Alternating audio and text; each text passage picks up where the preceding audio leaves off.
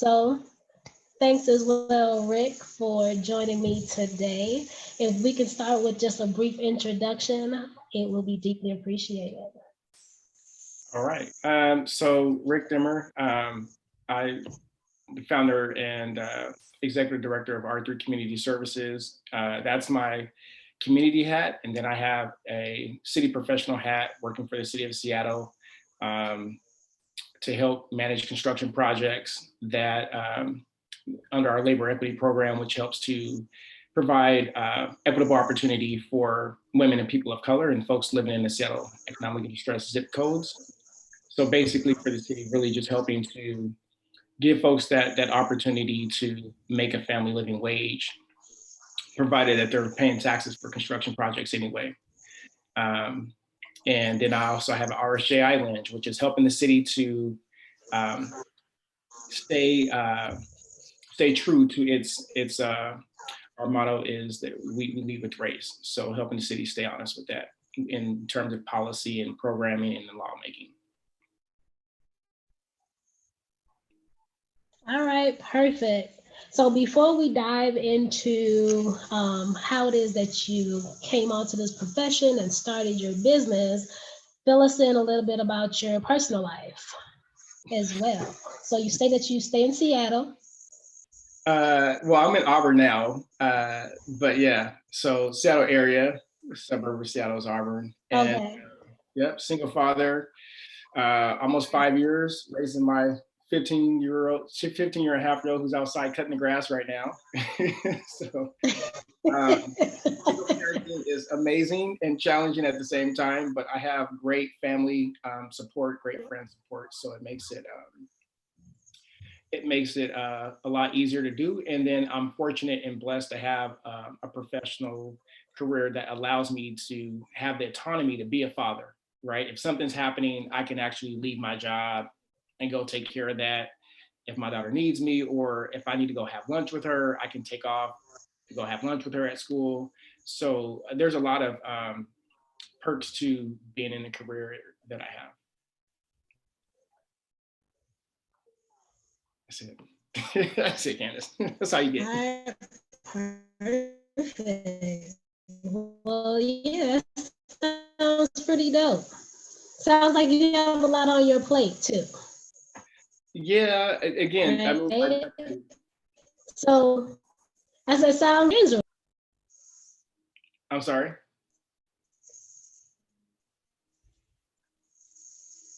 You're cutting out. You was having that Teddy Riley effect. And you are cutting out on my end. Am I cutting out on your end? For some reason, I don't know what's.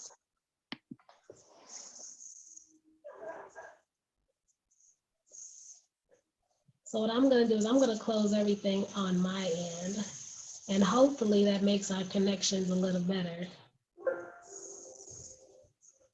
Because for some reason, the world does not like when you and I communicate on any type You of already level. know that. There's It's always been some kind years. of connection issues Right. between you Yeah, and it's I. been years. Right. So hopefully that's better. So what I was stating was that it sounds like you have a lot on your plate, right? So Right. we'll get to how you're able to manage and cope through all these different avenues that you have coming your way. But first, I want to kind of let the people know, how did you get into this profession and starting your business? How did I get into? Oh my gosh. Yeah. So let's see. So it started with really my first job, and it's funny because I'll take a quote from Ashton Kutcher. He gave a quote before, and he said that success is a lot like hard work, and you don't turn down a job, right? Like it may not be your dream job, it may not be the job that you're looking to have, but you take it. Mm-hmm. And that opportunity will open the door for another opportunity. And that's how it worked for me. Post prison in 2010, I took a job at Jiffy Lube, and it wasn't my dream job, but I knew that I had to have one. I have two kids, and I have to take care of my babies. So I took the job, and I did, as my father used to tell me, my stepfather used to tell me, like, no matter what job you take, you do the best job that you can do, and you leave everything else on the table.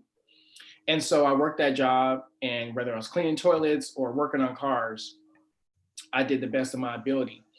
And doing that job led me into the construction industry, which was a shift because I was making like $9.25 or something like that, or $9 an hour. And then I got into the construction industry as a union carpenter. And as soon as I took that position as a union carpenter, I immediately started making, I think it was $24 at the time, plus 14 in benefits. So almost $40 an hour immediately with no skill set.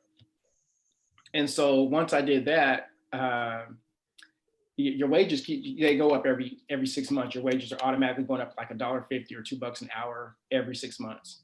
And eventually, taking that same type of grind, same type of commitment to excellent work, no matter where you're at, they led me to the city, and I took on a leadership position, a senior position at the city to help manage contracts. So a few years later, I left the trades and went to the city to manage construction. So absolutely. Then working at the city led me to get into racial and social justice work, which put me in another level of executive leadership position. So yeah, here I am. All right.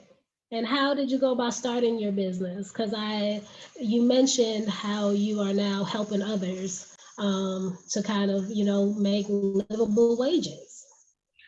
Family livable wages, like something that you can actually take care of your family on. That's super important, right? Especially for Black folks, like our median income is like $18,000 across the country, which is ridiculous. And so when you say, how did I start? And I think we touched on this earlier before this call, it really started with me in prison, because unlike some folks, I did have another direction. I had to go to prison. My father taught me how to work, so I had that. And so when I landed in prison, like my first day, my daughter was 2 weeks old. And I knew right then I had messed up. I had to, like, that first day, how much ever time I was going to serve, I was going to make sure that I spent that time bettering myself and coming home ready. And as I sat in there, like, I knew what I was in prison for, right? I knew what I was doing, but there were other people in there that I would talk to that, like, they had no business in prison. Like, it was like really petty crime, right? And they were serving a lot of time for petty crime. And so I started talking to folks and working with them, as my chaplain had talked to me and wanted me to start teaching his classes, because he was coming in teaching these like how to better yourself men classes. And he wanted me to teach. And so as I did, people were listening, and I just took it from there. So this kind of started from there. And every institution I went to, I would do the same thing, talking to the younger guys, helping them to kind of transform their thinking before they got out of prison. And I had made a promise, right, that I would continue to work when I got out, to like the older guys who were watching over me. Like, I'm not one of these tough guys that are going to say I was in prison beating up everybody and shanking everybody. And it was like this, that's not how it worked for me. Like, I did have a covering over me to where I didn't have to worry about none of that. So I made it a point to follow up on my promise when I got out, to start helping folks so that they wouldn't go to prison. And then if they did get out, that they wouldn't go back. So kind of started like that. I started my nonprofit in 2015. And you said we were talking about post-COVID, or during COVID, excuse me, rather. We just landed our first contract with WASDOT for $250,000 this year, even though I started in 2015. So even during COVID, if you're still grinding, you're still working your business, wherever your business may be, it shouldn't hold you back. Right.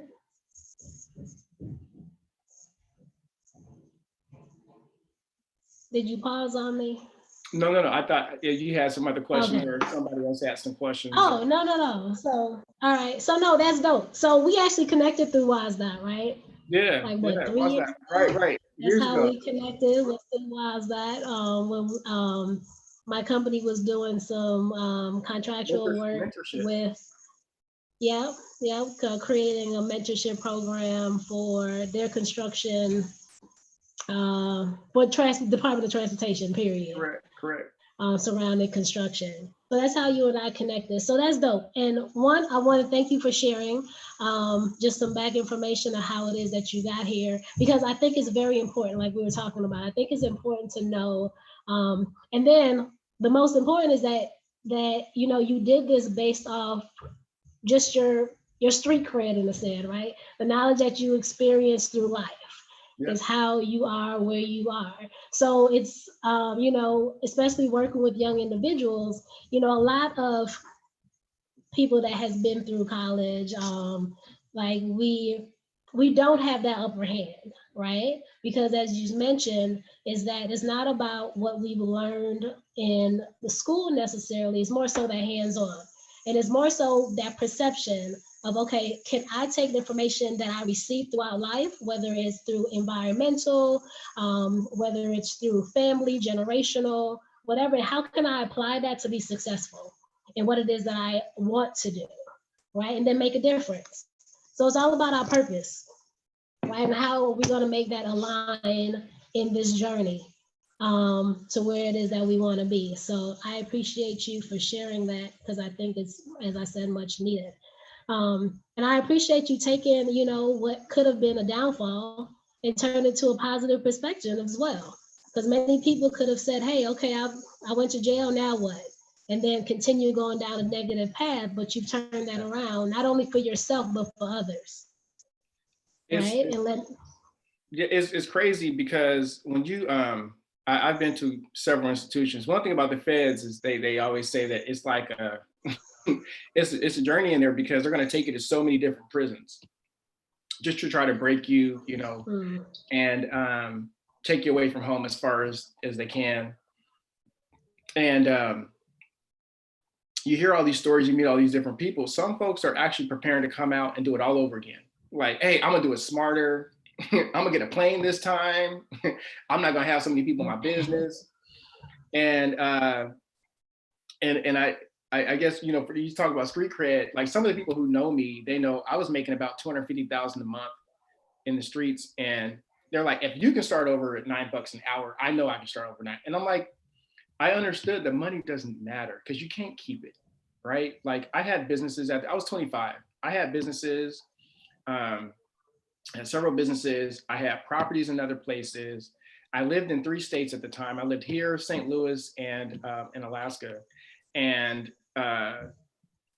it's never enough for the trouble that's going to come behind it. And I understood that the money was not worth the trouble. Plus my daughter was 2 weeks old when I failed. So I wasn't going to miss any more time than I already had in her life.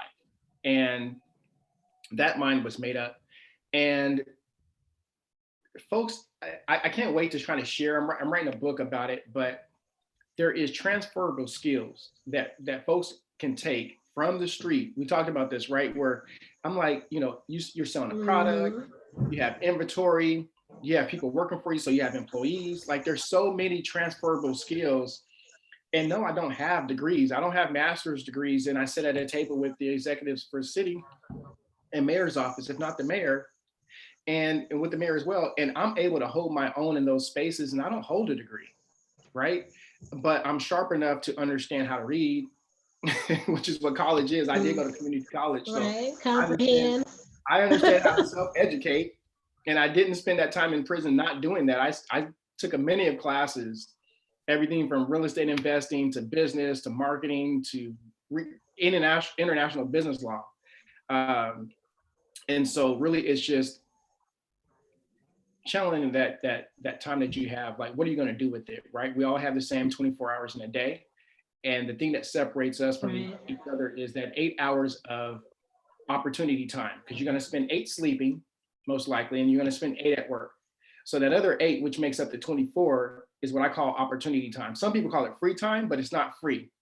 If you think of it as being free, you'll mess it off, right? So you have to think of it as opportunity time, and that's what's going to set you apart from somebody else. Right. So again, that goes into the conversation that I've had throughout this copy with Coach Candice is, what are you doing with your time? How are you managing your time so that you can be successful, right? So everyone around me knows I am big on setting schedules, right? You have to be intentional on what it is that you're doing with your time. Right. So as you said, if you're not intentional, if you're not intentful in scheduling, okay, I need to work towards my property investment. What do I need to do? How does that look to get to that point? What do I need to read? Are there classes that are out there? What are my resources? Right? And then how am I using my time wisely to get to that point? Especially if I want to acquire things that I'm not really used to, right? Or knowing information that is not really at hand to me. Like, what can I do? What are these steps? Because there's resources on all levels, whether it's networking, right? Meeting the individuals, talking to somebody who's experienced that. What does that look like? Because again, we tend to look at the negative and think about the woe me's, as I put it, like, oh man, I'm never going to get to where I want to be because this has happened, or I always face this roadblock, right? But instead of looking at all those negatives, look at the positive on what can I do now that I have this time? And kind of being adaptable. I think that as Black folks, we have a unique perspective and outlook on what success looks like, because a lot of times, oftentimes, we don't have that model of success for us, right? I grew up in a household, my mother's behind me, love her to death. She passed away a few years ago. And I got the same advice that a lot of folks get, which is do better than I did, right? My stepfather passed away when I was like ninth grade, I think. And the same thing, do better than I did was all that I was given. But you look at other nationalities, they're not just given advice, they're actually giving the tools and the resources necessary to do whatever it is they want to do. And they're given a model of a business. If you go into an Asian business, or you go into this type of business, that type of, you will see their kids working with them in those spaces. They're 3 years old, 4 years old, 8 years old, running a cash register, helping serve you at the table, getting you seated. Like, imagine the influence and the preparedness that they are afforded, not to mention what they're left over when their parents leave. Like, how do you lose when you get $1 million left behind, you know? Right. And then all of the education to back it up. And so we have to look at these times now where we are afforded the internet, right? Like YouTube University, somebody was like, hey man, just go to YouTube University, look it up. And we're afforded a different lens now at education. We know where our parents fell short, so we have to pick up the pieces and get our children ready for what's to come. So for me, like, I'm big on that. And get your kids involved, right? Like, my daughter's involved in everything. If I go find a house for her, she's with me doing the inspection. I'm like, this is your property, you do the inspection. Like, she has to bring her clipboard. When we sit down and do budget together, they have to understand money, because if I die today and everything is left to her and my son, then how are they going to keep it going? They say generational wealth is lost in 2 years, because kids are left the money, but they're not left the education to keep it and how to build it. So I say, even though we don't have degrees, we definitely have an opportunity to self-educate instead of playing cards or dominoes or drinking or smoking or, you know, sitting around and binging on TV. Are those things the same thing we say in prison, right? How you spend your time in prison is how you're going to make it when you get out, right? Unless you want to be a professional card player, sitting at the gambling table in prison is not going to serve you any purpose, right? You're just killing your time without education, and then you're going to get out and you're going to be stuck like, what do I do? Well, it's kind of late in the game now.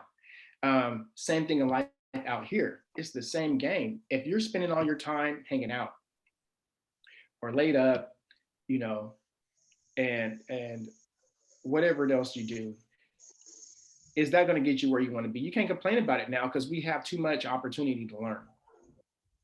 My cousin was telling me, my cousin Sheena, she's like constantly showing me all this stuff online now because of COVID. A lot of college courses are free. And she's like, Rick, this is free, that's, you know, so we kind of really don't have an excuse. Maybe find a different circle. I tell my daughter with friends, you know, the same thing. Find a circle of friends that's going to go somewhere. We as adults have to do the same thing. We have to find friends that are going places. or are at a place where we want to be and you can learn from them, I'm always open to share information. We ain't gotta, like, this is my information. Like nobody else could do what I like, share it. Like what difference is it gonna make? Like it's okay. Yeah. No, I definitely understand that, and I actually live by that. I'm like, hey, there's enough in the pot for everybody, right? The information that I have is not something that you cannot seek for yourself. So if I can give a handout and give you something, then hey, more power to it. But of course, I always play the devil advocate when it comes to mental health, right? So yes, all that was said is great for somebody who is at that stage in their life when they're able to apply the information that we've kind of learned. But I do want to encourage people to be mindful of themselves during this time too. It's important that you go and manage things that you are at your level and not compare. So yes, Rick was successful. He went to prison, learned and took and transferred all the skills that he had when he was in the streets and applied it to being now in the professional realm, owning his own business. You too can achieve that, but it might not look the same, right? It might look a little different for you. So again, working within what's in your control, what's in your realm, what are your expertise, what is it that you're good at, and how can you use those skills to be successful, right? Yeah, I had one of my mentees earlier on. One of my mentees just started, like, was one of my books. Yeah, I'm constantly ordering books, reading books. Which one is this one? Oh, yeah. But he served 16 years, 7 months in prison, and reached out to me when he was in prison, understood that he needed to do things different and wanted some assistance. And so I worked with him, got him into the trades. Mind you, he went to prison for 16, almost 17 years. Way behind the curve, right? Grew up in prison, his 20s, almost his 30s as well. And so imagine him getting out, and he just bought a house maybe 5 or 6 months ago. He's only been out of prison 3 years. And he runs his own business. Plus he's in the trades, making great money. How did he do that, right? What is different other than the people who are out here every day who are like, I don't know what to do, I don't know how to make it. Like, what's the difference there, right? And so it's about application. It's about prepping, like you said earlier, prepping, creating a schedule for your time and taking whatever type of training or learning whatever type of skill set you can to get where you want to be. But you got to be prepared for opportunity as well. So for him, he's done that. And there's others like him that I've worked with that are bought their home, they're in the trades. I got a young guy, I think Keandre is like 22.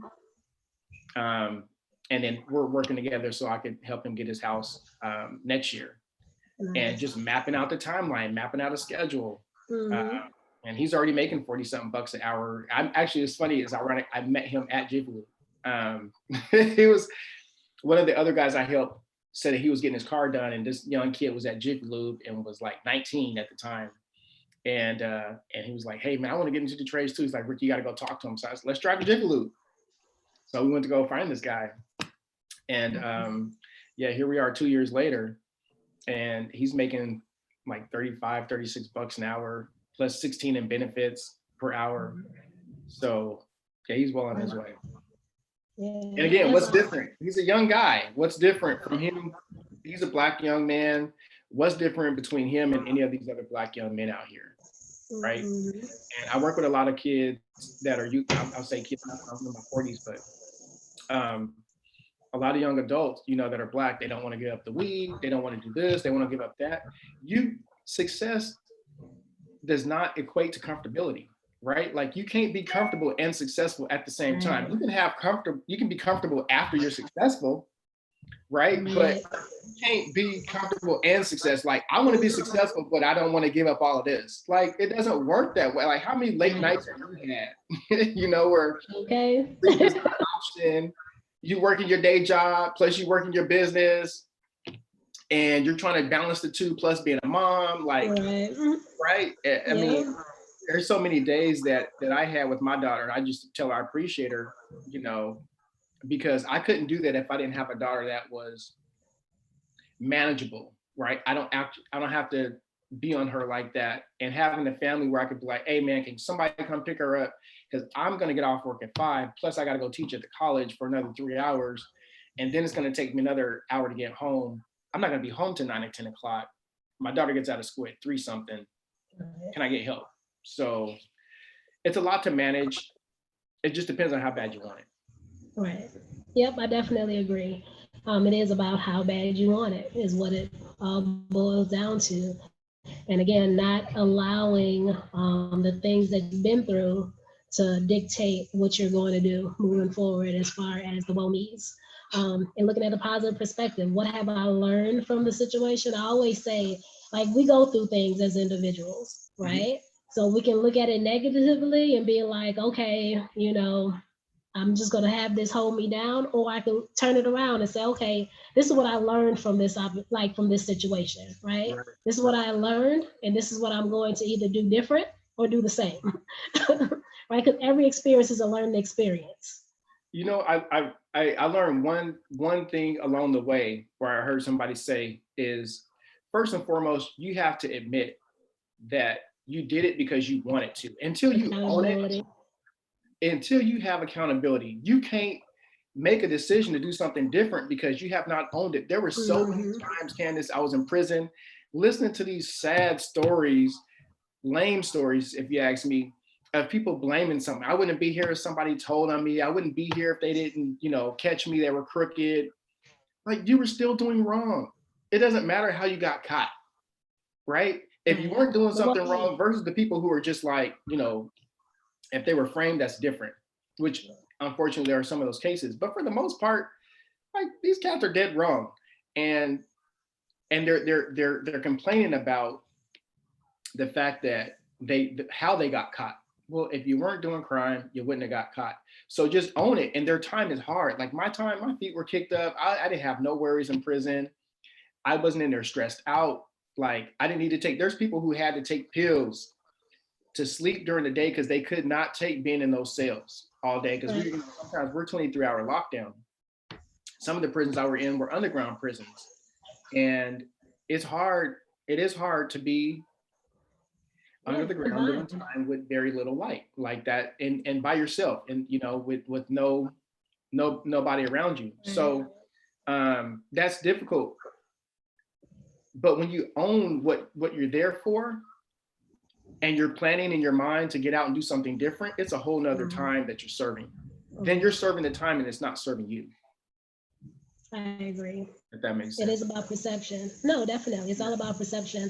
And again, and it is, like you said, taking accountability of the actions that you played and using that as a learning experience as far as, okay, what am I going to do so that I don't end up in this situation again versus trying to blame and dictate, okay, whose involvement it was. Because you're wasting time at that point, right? Let me tell you, like, I'm just an honest person, I'm transparent. I took accountability, but we did get caught kind of messed up. Like, the officer did mess up how he caught us. And there was 2 Supreme Court justices that said that this guy just has a history of fishing and pulling folks over who are of color. If you come from Washington and you go through the Midwest on this highway, we're gonna pull you over. We're gonna figure it out later, but we're gonna pull you over. Right. So we were able to bring up certain circumstances, but when it was time to just say, okay, forget it, then I was like, okay, look, we tried, we spent enough money trying to find it. Just go and give me my time, like whatever it is. Right. Yeah, but we tried. We tried to play that I'm card. sure. I'm sure you did. We I'm tried. sure you did. All right, so we mentioned about your daughter being manageable. Most of the time, Most of the time. All right, so how you guys dealing with, the pandemic? How has things changed pre-COVID to now as we are pretty much in the face of it? it's like for me, COVID. We talk about this as a city too in the groups that we share. Like, COVID to me was like a blessing because as a parent, I'm usually running so much, like, we go to her school's right up the street from my job. So we go in together. And then she comes to my job when she gets out, and she hangs out until I get off work, and then we catch the train back home, or if we're not driving. But now I work 100% from home, so we can get up and have breakfast together. We can have lunch together. We can lounge around. My daughter and I have a special bond, so like we're connected, and so I get my cuddle time again, and even though she's almost 16, she still likes to cuddle with dad. So that's cool. And I take it because I know at some point she ain't gonna want food with me. Right. I'm surprised she's still doing it at 15, oh, yeah. Oh, 16. Yeah, she's soft. She's soft. She's she'll get her blanket and she's like, movie time. So yeah. Or come jump in my bed, and yeah, so it's all good. She's fun. But education is different, right? So the education is different because now you're having to self-manage your education. So, so we've had some trying times with that. Like, hey, you need to get up. You got to get up now. I got to set my alarm to wake her up because she's, we're so used to the system, right? The system says you'll be at school at this time, and then you go from class to class. The bell rings, and it's helping you get along. Exactly. And now that system is gone. Right. And you are responsible for creating your own system. Yep. Time management. Yeah, and so now they're having to. Our children are being taught to have that self-time management, something that we've probably as parents been trying to get them to understand for years. Now because of COVID, they're actually having to put that in practice. So I talked to a lot of parents where they say it's frustrating. Or how about helping them more with their homework? Right? And their work is so different than our work. Like I've been out of school a long time, a long time, certainly. And so that is challenging because they don't do math the same. Like the last thing you want to do is have you think you done helped your kid, and they go back and they get it is wrong, and blaming you like, Mom, I told you. Wrong. Right. I'm like, well, you got the right answer though, right? Right, but they got to show the work and the whole process. Like I can get you the answer. Right, exactly. Y'all go around the work like we used to just cut right to it. Like there's no. Right, this whole Chinese, like I don't even know what it is. I don't. Yeah, I'm like I'm just gonna have to come to your school and sit in on the lesson because for real, if I'm gonna help you at home, I gotta come see what they giving you. Right. So it's challenging. How's it working for you? Pretty much the same way. So again, I am blessed to have a daughter that is independent in that area. So again, this is not new as far as her independency. So coming into COVID, it was more so like, okay, how can I assist you in ensuring that I don't get any emails or calls from your teacher during this time? That was my approach. Like, what do I have to do? Right? And she's like, Mom, I got it. Right? So I go pick up the books or her assignments, and she knows that if she has any, because again, mom doesn't understand this whole new system. Like, I could get you the answer, but the whole process of getting there might look completely different from what you're being taught. Right. So again, if you don't want my way, then what you need to do is take that initiative to reach out to your teachers. Like, you have the resources at hand, right? What are these resources that you have? Whether it is working as a team with the other individuals in your group or reaching out to your teacher. My only qualm is if I get a response, an email saying, hey, Maya didn't do this, or this wasn't handed in, then that's when my questions come in. And it's like, okay, so what did we go wrong, right? What do we need to do different that I don't get this email again? So yeah, shout out to my. That's how I've been working over here. Her mom helps with that as far as like, we tag team on that end, and that's what I asked for. I'm like, hey, just help me with that part. Like, I don't have the bandwidth because I'm usually when I'm at work, I don't have that access to my phone like that, and so I don't have if there's emergency, they can call my work phone. So other than that, I don't have that day to day. Did she turn in this assignment or that assignment? So her mom, she has a little bit more autonomy in that world where she'll tell me, hey, you need to get on her because this is wrong or that's wrong. she didn't turn in this assignment, but she has time to do that. So Mhm.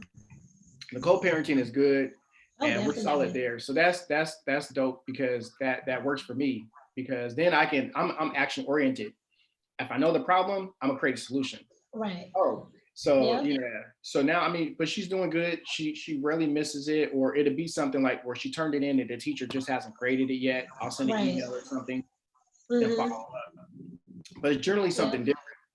We just checked her grades last night, and her mom had chimed in and since the grades over, and even though I have the app on my phone, I have so many things going on, and so I'm like, just do what you're supposed to do. Don't make my life hard.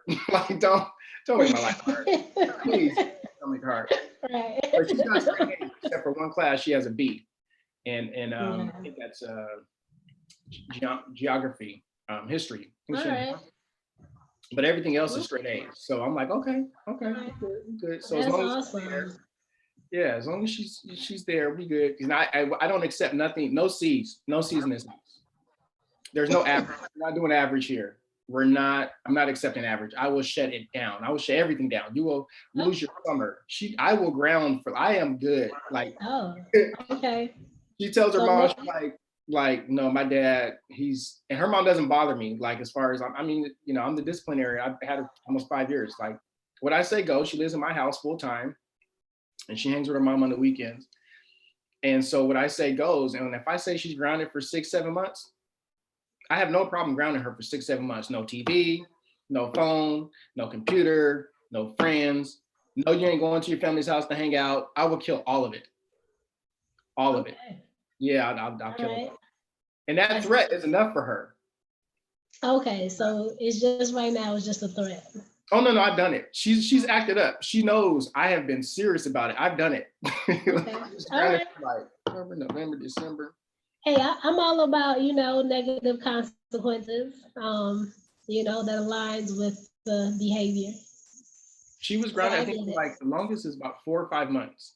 Okay. Yeah. And so she knows I don't play. I got you. So hey, whatever works in your household, and if that threat alone can get some positive She's seen it action, happen, so she knows I'm serious, and she don't want to. And then right? now, you know what?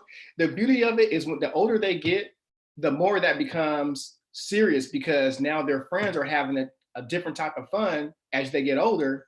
I'm like, do Right. you want to be that kid? And she's so social that it will mess up their plans. Like, they're so friends, buddy, that if she can't be there, then her friends don't want to do it. So now I'm using the bully tactic. Do you really want your friends to be mad at you because you messed up and now they can't go have fun? So I use a bully tactic. It works. It's perfect. It's great. Look, for the audience out there, I use a bully tactic. If you have a charismatic kid and their friends are tight, use the bully tactic. And I'll threaten her. I'll be like, do you really want me to call your parents, your friends' parents, and let them know that you're the reason why their kids? oh goodness, look, I am not encouraging any of this. Okay, Look, hey man, I just need to let the people know. it's about the reputation at this point, right? And so they're always worried about the reputation. Like, Okay. you want that rep? You want the problem? Look, and she'll probably be in my office in about 10 years. Like, this is the effect. I need therapy. Hey, no. Look, it's about choices. It's 100% It about is. choices. Life is all about If they choices. don't learn the value of choices at 16, 17, 18, like 16, they're starting to do things on their own. They can legally just go out there and drive across the country. All right, I get We it. don't teach them the importance of choices. We in trouble because they don't ever understand it. Mhm. If there's no real concept, like hitting your kid at this age, like they can take it. Oh, Like, no, what is that gonna do? Like, just look at you crazy. nothing at all. But Right. yeah, when they have to respond to their peers, it seems to have more weight on even the taking take the phone. Oh, they fall out. My daughter will literally have a panic attack. Yeah, I concur with that. Huh? Yeah, taking the phone is like one of the the negative consequences. Like, okay, if I have to ask for you to do something more than once, then that's an hour that I'm taking your phone. That's just how we roll here. Like, okay, I've asked you to wash up the dishes. Okay. If I have to ask again, give me your phone. Because that is the ultimate punishment for her, right? And it's Yeah. like, you're taking my phone. That's my connection to the Right. world, Look, and we as adults, we know especially now. it's over. Right. So yes, that phone does have that strong pull, especially during this time, right? That's the only connection. Um, yeah. All right. So we've kind of worked through professional parenting. How are you filling your cup so that you can pour into your daughter in your Man, profession? that's a lot, right? For me, it's staying active. I'm a big component of of of being in the gym, of being active. So for me, that's my thing. Like if I'm going biking, my cousin's got me on these biking excursions now. I've never been a cyclist. Oh my goodness! And so she tricked me one day, and we ended up going 12 miles. And I complained the whole way, but it was so amazing after. I did. I complained the whole. I was a big baby. I promise you, I complained the whole time. I cried. I was like, "What are you doing to me right now? I'm not a cyclist." But at the end of the tunnel, I had we went to this Mod's Pizza place, and I had this amazing barbecue pizza, so it was worth it. But then we had to cycle back another 6 to 7, 8 miles. So yeah, whatever. But it was good. But yeah, I just like to stay fit, stay in the gym, read. And the more that I learn, it really just, I know that I'm like setting a schedule to do, more things. I bought this property during COVID. Like I just bought this house in January. In January. So we were just kicking off in COVID at the time. And looking at my schedule to buy the next one and the next one and the next one. That's how I deal with personally, is just that it's my goals, achieving my goals. That works for me. Okay. That's what fills me up. That's for me. Filling up means that I am accomplishing. All right. So you mentioned goal setting. How do you ensure that you obtain these goals? What is your process in doing so? Small goals. Like every major accomplishment is done by small goals. If you've ever been a part of any project, it's like you set up a project schedule, and in these little things you do, you meet, and then you do these little bodies of work, and then pretty soon you look up and you knock it out. Right? It's like any journey. If you've ever driven to any other state or any distance, right? It's 1 mile at a time, whether it's a 20-mile trip or a 3,000-mile trip. It's 1 mile at a time, same as football. You win a game a yard, inch at a time. So, or a yard at a time. But that's what it's like for me. That's what it's like for accomplishing things. Whether I'm like slowly putting money away into this other account to achieve this goal, and then when it's time, you just hit the button. So that's what goal setting looks like for me. Okay. So what is your takeaway?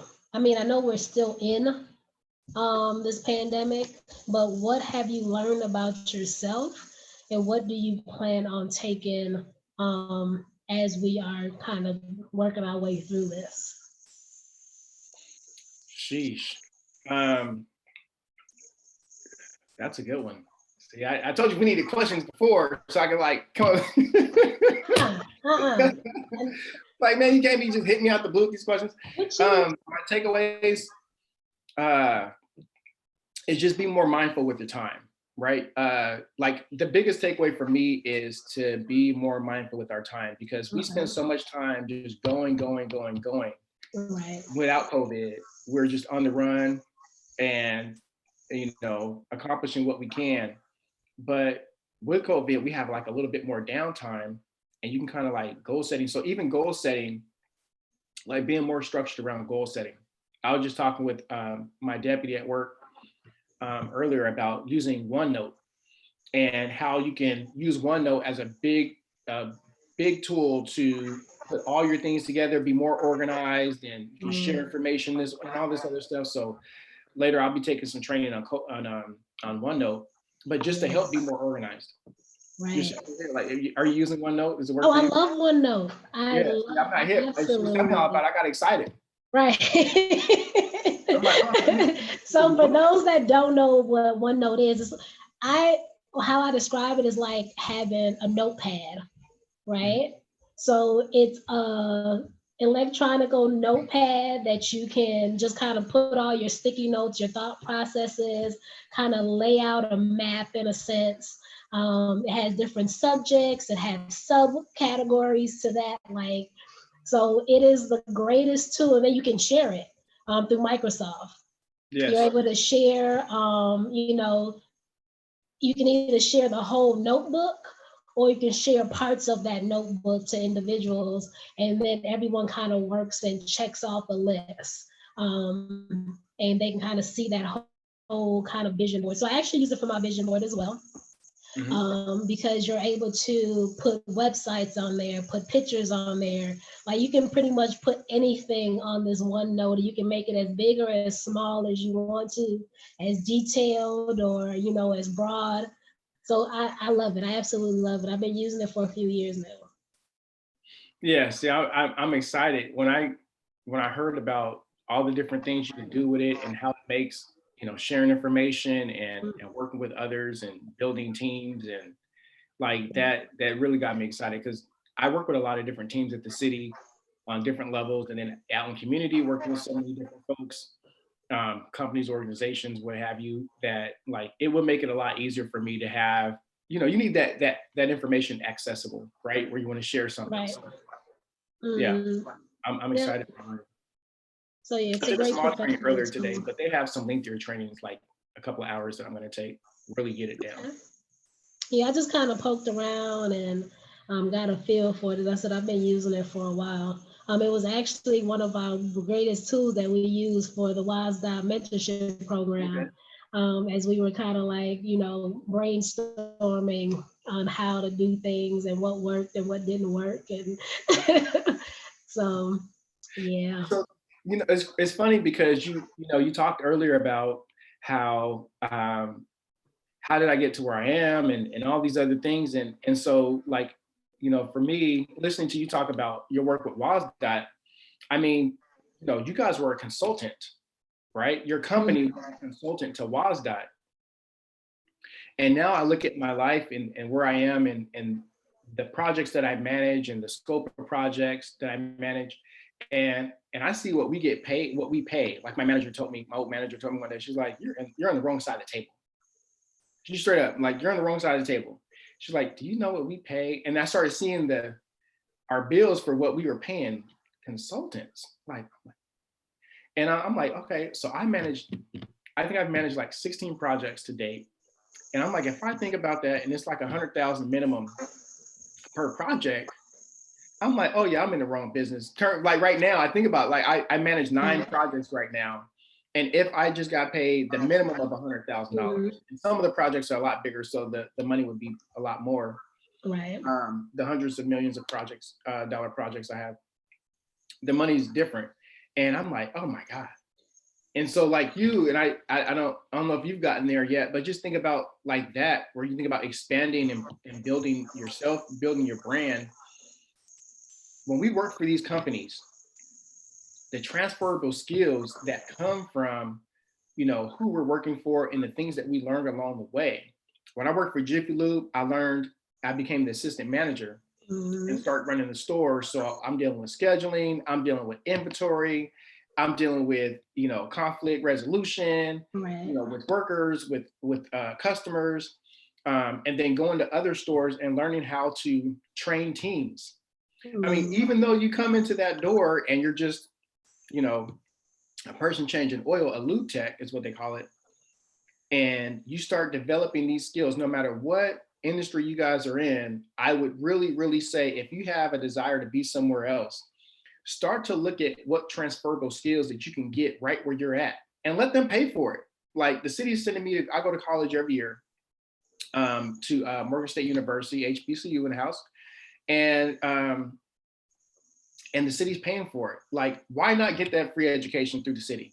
And it's consulting work. It's consulting work to learn how to manage contracts and what I already do, Right. but to do it on a broader scale. And so then even doing that, started going to these different these conferences every year to educate.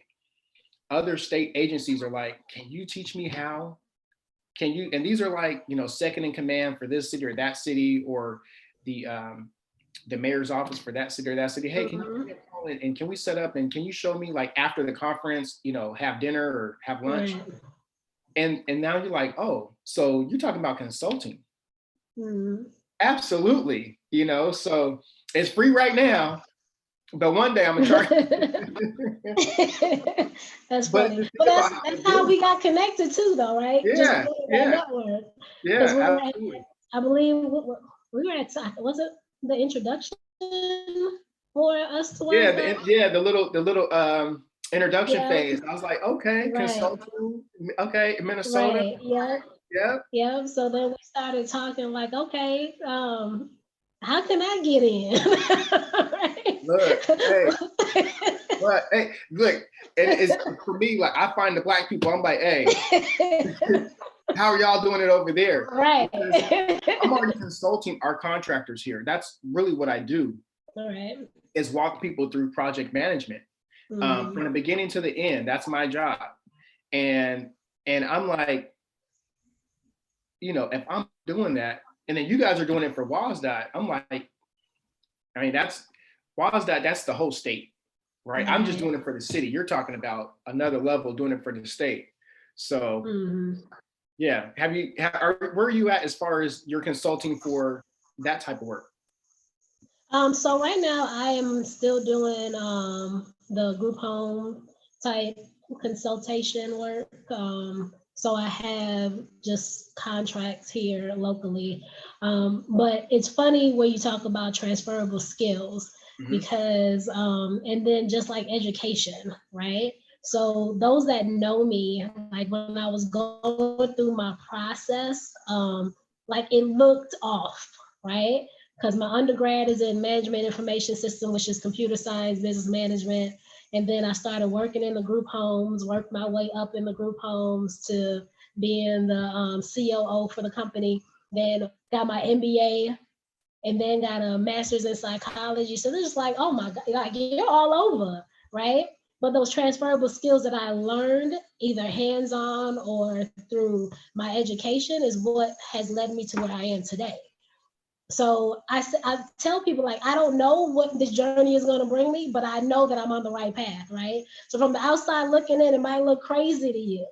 Like you hold different degrees in different areas. You've worked from group homes to construction to consulting to therapy. But I know that all the skills that I've picked up along the way is what benefits my clients, whether it's through my direct contact, as I said, with the group homes or assisted livings that I work with now, or with the professionals that I work with, right? Because a lot of times we enter into different career paths. We're like, man, is this what really fills me up? Do I get joy from this?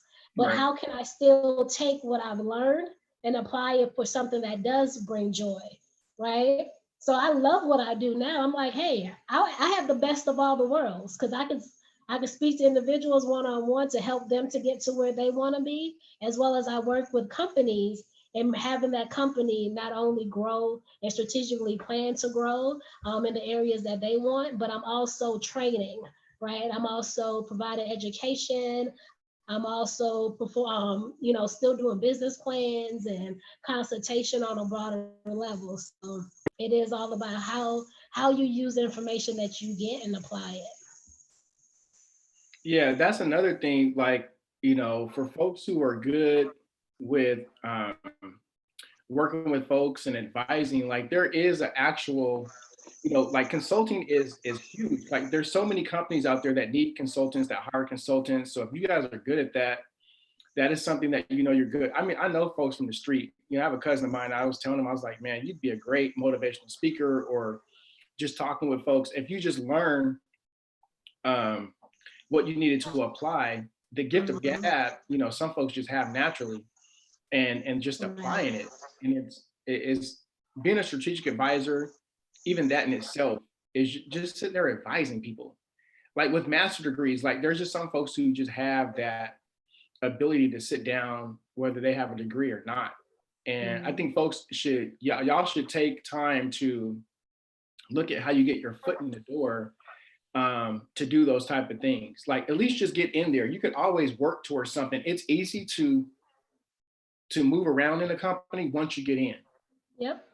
Just get in. Like I remember when I was trying to get into the city years ago and I didn't get in. This time was a little bit different because it was who I knew.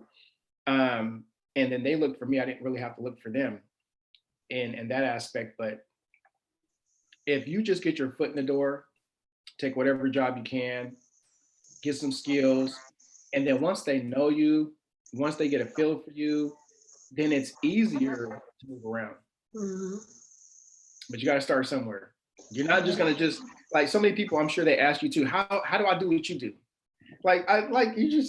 You're not just gonna jump up and do what I did. I didn't get where I was gonna get to overnight, or where I'm at overnight. So it's not just gonna happen for you that way. I started with, I don't even know what the equation is for $9 an hour in a year, but I make six figures now, but I sure as hell didn't make six figures back then. And it was just taking the job that came. Yep. As well as working two jobs. I've worked three jobs at one time until my daughter told me, I think it was like 2018, she said, stop. She's like, nope, you're getting home too late. I think she was 13 at the time. And she was like, nope, you're getting home too late. I want my dad at home. And when you have a teenager tell you that you're not home enough, listen. Yep. I quit that day. I was supposed to go to work that day. I quit right before my shift. I just called. I said, hey, I'm sorry. Can't work here no more. It was just that simple. Like I just really just, and if you're parents and I would really encourage that you do listen to your kids, because you're a parent first. I mean, I know that you have to be a provider, you have to do those things, but one of those things that I learned coming from the street was I always thought it was about providing. Like I really messed that up with my son because I thought it was about just providing, and we didn't spend a ton of time together. And so I lost a lot of time just being the provider. So with my daughter, I wanted to make sure I got it right. So when she said, hey, I need you at home. Okay. That day is the day that I called my job and said, I'm not going to come back no more. Yep. And they're like, okay, bring a uniform. I was like, done. Yeah, I agree. I went through that same process because, I am a workaholic. And trying to manage working not only a 9-to-5, but when I was also building my company, I spent a lot of time just up working.